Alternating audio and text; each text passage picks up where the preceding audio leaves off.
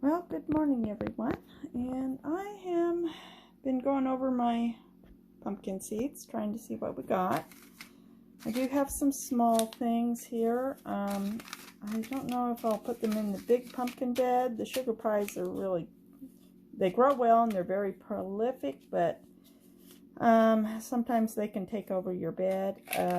These are some mini decorative ones I've always wanted to try growing. Probably not out in the pumpkin patch. I've got some old beds that I really would like to clean all the grass out and maybe try growing those in.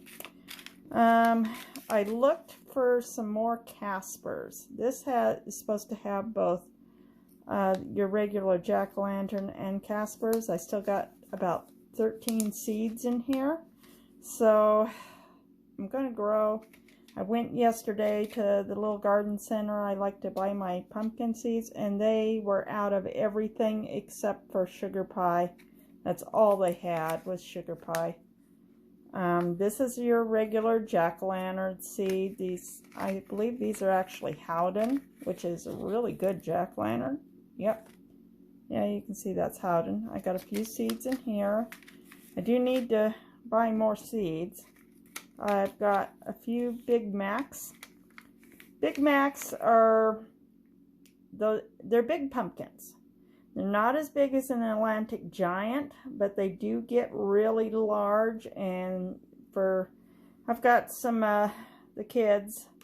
They're all grown. All my kids are grown up, but a couple of them really like to do panoramic type carving, and so they need a really large smooth surface, and the Big Macs will give us that. So I got that, and then I got these, and I don't know that they did that well last year. I only got a couple, but I'm gonna try starting these seeds in the house and then planting them outside, and hopefully they'll do. As for these other saved seeds, these are also Howden seeds. They were saved a long time ago from a good size Howden pumpkin. I'm not sure what kind of pumpkin seeds these ones are. I really don't remember.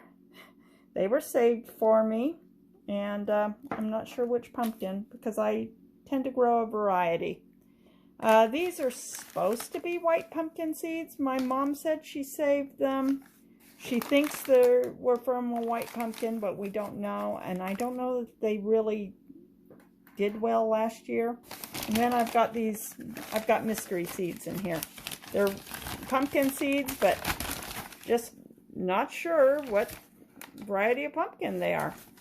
So I'm going to do a row of each and out there, and hopefully probably put about 4 seeds in each hill just to see what comes up. It'll be a surprise come next fall. But yep, been going over my seeds.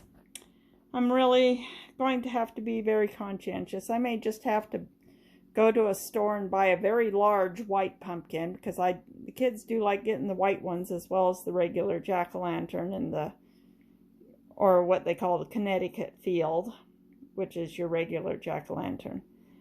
Since I couldn't find any more of the Casper seeds, I may have to just this fall make sure to buy me a big white pumpkin and just bring you guys along and show you how we get the thing and save all our seeds.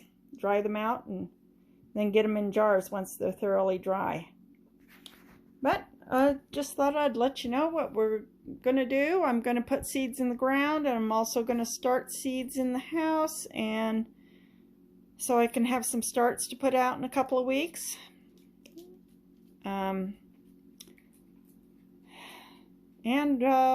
We'll just go from there. Talk to y'all later. Well, looks like the tomato seeds I planted in here after Dax got up in the flower bed and broke the top off of this tomato have sprouted. I don't know what kind they are. They came out of a variety pack, so guess we won't know until they start bearing fruit. This other one had to pick another dead branch off of it, but so far it's still alive.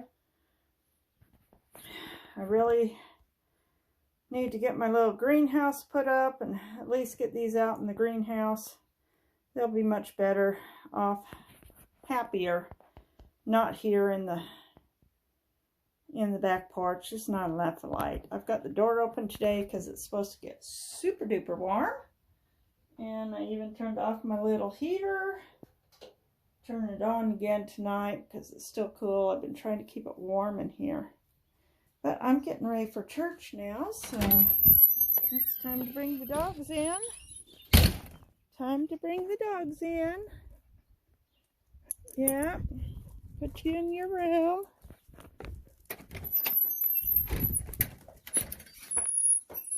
Yeah, let's get you in your room. Don't get to run around loose while I'm gone. I learned a long time ago that's a good way to get in trouble. Come home and had a young golden retriever 20 some odd years ago. Came home and he tore up one of the couch cushions. After that, he got put in the room while I was gone. Hi, Jessie. Didn't hear me come and get the back door, did ya? Okay, there she goes. She knows right where to go. Still, she hasn't forgotten that yet. And you got a full bowl of water. Okay. So, I already got one of my crochet projects in my Sunday bag. It's a virus shawl I'm working on. Been working on that thing for months. One of these days I'll get it finished and put it up on Etsy and see if anybody wants to buy it. It'd be nice if I could get some more sales there. I'm just kind of tired of being one mortgage payment away from being caught up. I'm literally only one payment away. It'd be so nice if I could just get that caught up. All right, but let's go. Church bag is packed. Stick it up here on the counter. I'm gonna go and fluff up my hair. Yeah, packed and ready to go. Yeah, and I'm gonna fluff up my hair. Need to fluff this. I do. Otherwise, my hair's so thin right now. I lost quite a bit of hair after my surgery. And I think it's dry enough I can fluff it. But, yeah. Anyways, I gotta finish getting ready for church, and I will see you guys later. Bye. Oh, it's beautiful in full bloom, and the bees are just buzzing.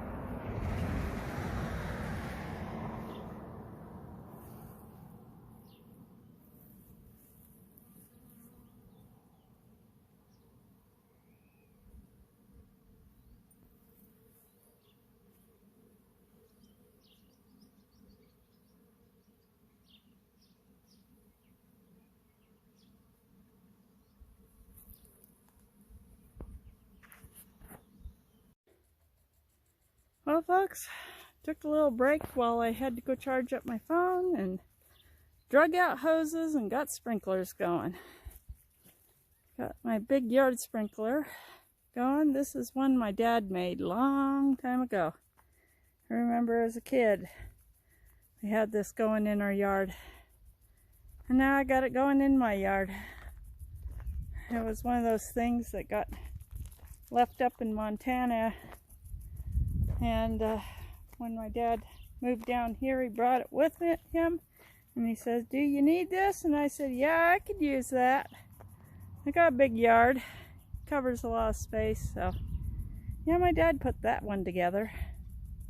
I think the base was actually from an old office chair, and then he just welded some pipe onto it and stuck a field sprinkler head on it, and it's a good sprinkler. That thing's probably not quite as old as I am, but it's probably close to 50 years old, and it still works pretty good.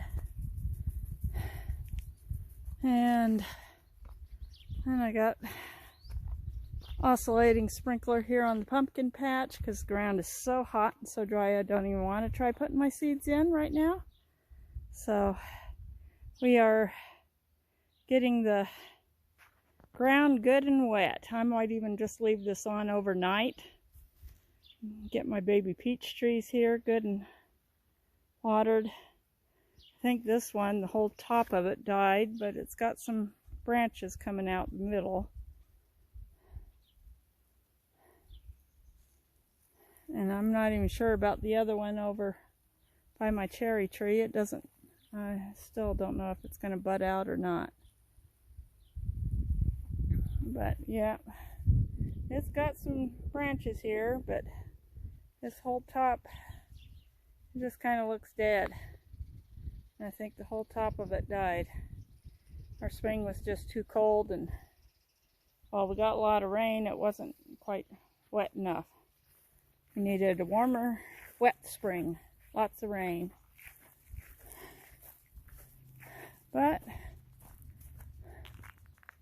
And so I gotta start watering all my trees and shrubs since we didn't get the good rain I was hoping for last year. And my apple tree is about ready to bloom. Don't know what kind it is. It was guessed as either a Jonathan or a Macintosh. It's really old. It's been here it was probably planted when this house was built, so it's probably a really old apple tree. Who knows? My Alberta peach is putting out a few blossoms. They're starting to pop out. I've seen a few bees in them. My Rainier cherry has just been busy with bees, which I know have been over to the Nanking cherry, so it's getting some good cross-pollination, especially since my neighbor's Bing cherry hasn't blossomed yet. I'll just quietly sneak over. Don't want to really show the house, just the tree. But you see the tree. It's got a few white blossoms on it, but it's usually been a pretty good cross-pollinator for my Rainier. But it's just barely starting to bloom now. Hopefully it will bloom out while my Nanking cherries are still in bloom, so it can get good cross-pollination. But yeah, got that going. I believe these are currants. I think that's what my dad told me once, that these are currant bushes with the yellow blossoms. And I've got some honeysuckle bushes here. These are what I call birdberry bushes. Little songbirds just absolutely love the honeysuckle berries, but they're quite toxic to human beings, and you wouldn't want to try eating them. And then on this side, I don't know what to do about this. This is my serviceberry bush. It's also called Rocky Mountain blueberry. It's getting ready to bloom, and as you can see, last year it put out a lot of berries, but then they all got infested with bugs and just dried right up, and I didn't hardly get any fruit off of it. So I've just got all these dead, dry, just that. They just got infested with bugs, and so this year I'm going to see if I can find some kind of spray that's good to use organically. And I'm also going to trim out some of the older stuff that's in there, older and taller. Get the bush a little shorter so it's easier to harvest. But you can see it's got some buds. Usually it's in full bloom right now, but not right now. It's only got a few buds. But I'm going to spray it and see if I can kill whatever bugs destroy all the fruits so that I can get some berries off of it. Because these are really nutritious. They're a little more seedy than a blueberry, but they got a nice blueberry flavor. Pioneers carried them with them all over the place because they didn't have blueberry bushes and they missed the blueberries they had back east. And in this harsher climate, and this native plant to the Rocky Mountains seemed to thrive better. So everywhere you find old homestead, you find serviceberry bushes. And I just need to get this one back to healthy and bug-free and producing. I actually got a few quarts off of it one year. And most of the time I'm lucky to get a bowl full of berries off of it. And there's plenty on it. It produces plenty. Plenty that, you know, the birds and I would, enough for me, enough for all the birds around here. But with the bugs killing all the berries before they can ripen, none of us are getting berries. Birds don't get berries, I don't get berries. Alright. Well, I'm going to go in. Dragging out those hoses kind of wore me out. I still don't have a lot of energy these days. And I need to keep, well, let's see. I got my Nanking cherry there. That one's blooming and full of bees. And that little Nanking cherry is blooming and full of bees. Bees are having a heyday today. Not to mention all the dandelions I got growing in my yard, which I let grow. Dandelions very good. If you can get the ones with the big, wide, fresh leaves on them, those are really good in salads. The tiny, scrawny leaves tend to be a little more bitter, but they have a peppery taste. They do. And usually the big leaves grow in the shady areas, and you get the big flowers too. And another good tasty treat is taking dandelion blossoms and dipping them in egg and then in crumbs and then frying them. And yeah, usually under here I can get some big leaves, but hasn't been wet enough under here to really. But yeah, dandelion leaves, if you actually ever really look at them, you notice they look like arugula lettuce. They have the kind of same shape, and they also have a really sharp, peppery flavor. This one's been pooped on by birds, but they're really good. That'll be a good leaf there. But they have a peppery taste, kind of like arugula, and they're really good for your digestion. If you got digestional problems like I do, you want your dandelions. You don't want them sprayed with chemicals that could poison you. So yes, I eat my dandelions. That's good. Good spring leaf. All right. Well, I've already got my dogs in. I'm a little tired. Maybe I'll come out and, I don't know, I think I'm going to have to water this bed down first before I can get the grass out of it. That's the problem with having a lot of clay in your soils when it dries out. It's like everything's cemented in. But I really got to get this flower bed cleaned out. But I need to rest a bit. Hauling those hoses, they're a little heavy. I probably shouldn't have been hauling them, but I did. But my irises are coming up good. I just need to start watering them so I can get some good blossoms.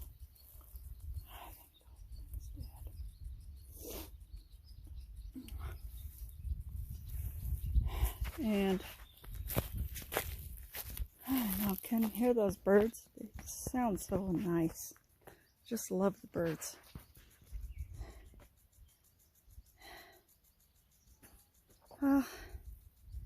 I'll talk to you later, folks.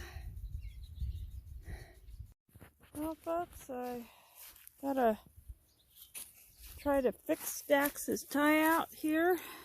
I'm gonna use this little bike thing and try to get back around there so that he can run around. The old one finally broke. It's several years old.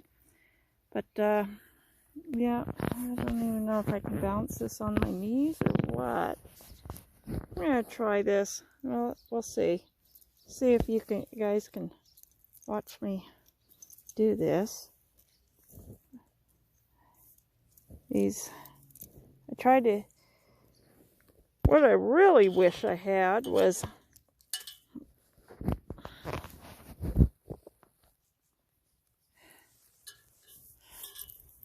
just a regular, like, steel ring around this. That's what I really need. But let's see. Get this in through here. And I'm going to try to scrunch it up a little tighter.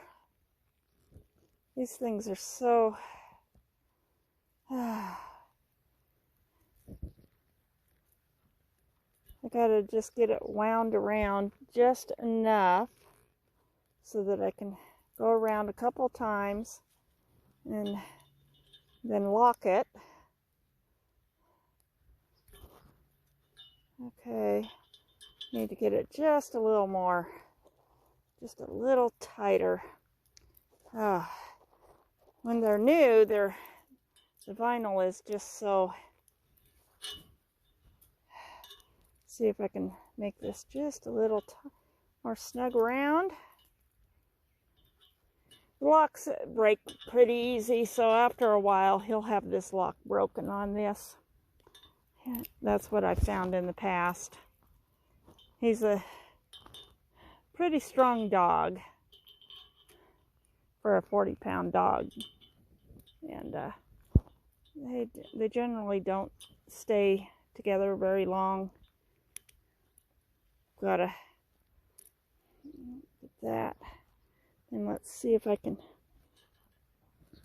get this in here again.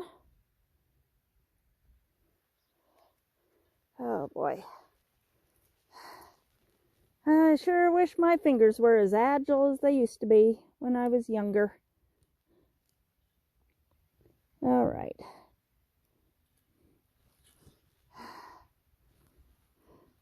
Trying to get this thing back again and back together can be a little problematic sometimes. My fingers just don't always work as well as they used to. And there I got. Now let's spin this a couple times to make sure. Okay, hopefully that will hold for a while, and it'll be a while before it breaks. I like the ones that have the loops on the ends, because then I can actually get a heavy duty little link thing, like you link chains together and link the ends together. But I haven't seen any of those in a short, like 12-inch for a long time. Most of them are pretty big, but that's how I try to keep the tie outs, and that'll do for now until that lock breaks, and then I'll have to figure something else out. The last one I actually ended up tying it in a big knot, and it held for a few years. But yep, that around the pole here, and that helps. nothing like finding my dog running around loose in the yard, dragging his tie out behind him. Alright. One of these days, I am definitely going to be able to afford to fence in this big inner part of my yard. I just, right along there on the inside of my driveway, I'd just like to get a nice fence around here so I can just open up the back door and take them out, and they can go right into the backyard and just be in this little backyard area. It's actually pretty good sized, and for 2 dogs, especially getting older, it would be good. Fencing's kind of expensive right now, so it's gonna have to wait until I get caught up on a few bills. But hopefully someday I keep telling myself, don't say if I ever get the money, just tell myself when I get the money, I will be getting this fenced in. Gotta think positive. Things will always get better. Well, it's time for our sunset video. The birds are singing the sun to sleep. Sprinklers are going. It's nice and peaceful. And remember, if you like my videos, please like, subscribe, and share with all your friends.